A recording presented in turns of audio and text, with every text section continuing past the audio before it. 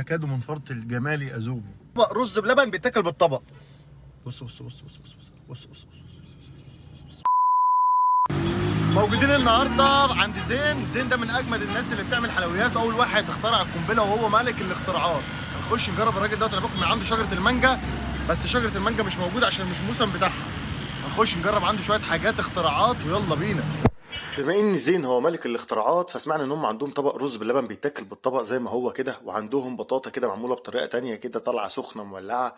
زين موجود في محطة رمل على البحر، عنده قعدات جوه وعنده قعدات بره. بصراحة عامل جو رائع، ويمكن العيب الوحيد اللي عندهم شوية ان الاوردر بيتأخر زي باقي حاجات كتير تانية بتتأخر في محلات تانية احنا عارفينها. عشان ما اطولش عليكم يلا بينا نخش في الريفيو على طول. بعد ساعة الا ربع بالظبط استلمنا الاوردر، وللاسف دلوقتي كله بقى يتبع سياسة زحم الاوردرات اعمل زحمة، صور الناس واخر الاوردرات عشان تعمل زحمة. كل المطاعم كله بقى بيتبع نفس السياسة.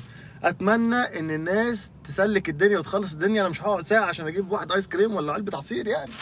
فاحنا خلصنا من زين طبعا، ما عرفناش نقعد هناك لان هناك الدنيا زحمه، فقلنا جينا على العربيه. هو ملك الاختراعات وعامل اختراع جديد. بص يا جدعان، الاختراع دوت انا شفت له كذا ريفيو من كذا حد، وكان نفسي اجربه في السقعه واسكندريه والشتاء. فانت بتتكلم في حته 25 كده. يلا بينا.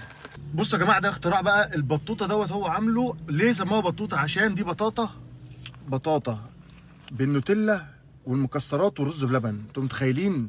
في السقعه واسكندريه وعلى البحر، فانت كده رحت في حته تانية. بسم الله. بصراحه سخنه في الشتاء دي احلى حاجه جايه. بصوا يا جدعان، بصوا البطاطا من جوه. انت كور بس الكلكعه دي كده وجوعني يا نجم. عالميه عالميه. وبما انه ملك الاختراعات فهو مخترع حاجه بقى، طبق رز بلبن بيتاكل بالطبق. ده بالفواكه عنده بقى، هو بالنوتيلا والمكسرات. احنا ضربنا الفواكه كده عشان نبقى في الخفيف. بصوا يا جدعان، احنا نقول بسم الله الرحمن الرحيم، ناكله ايه بالطبق كده.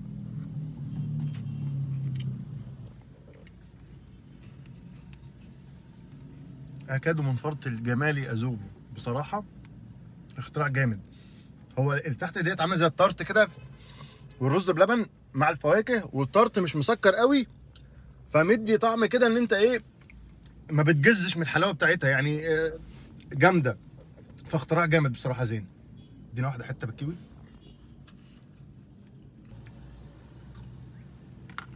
اللي بعده. واديني يا معلم في الاختراع التاني ده، اسمه وش القفص. وش القفص دوت فاكهه الموسم. هو بيقطع لك فاكهه الموسم، بس هو ما بيقطعهاش كده خلاص. هي يعتبر فروت سلطه، بس هو بيديك بقى ايه الاوبشن بتاعك. بيديك نوتيلا، تمام. لو انت حابب ايه تدي لها واحده نوتيلا كده. بص بص بص بص بص بص بص بص. الله. ولو انت حابب تضرب عسل، برضو مديك علبه عسل على الموز على الكيوي والتفاح. يا لهوي. بس كده وتقول بسم الله الرحمن. تاخد لك واحده ايه، فراوله بالشوكولاته.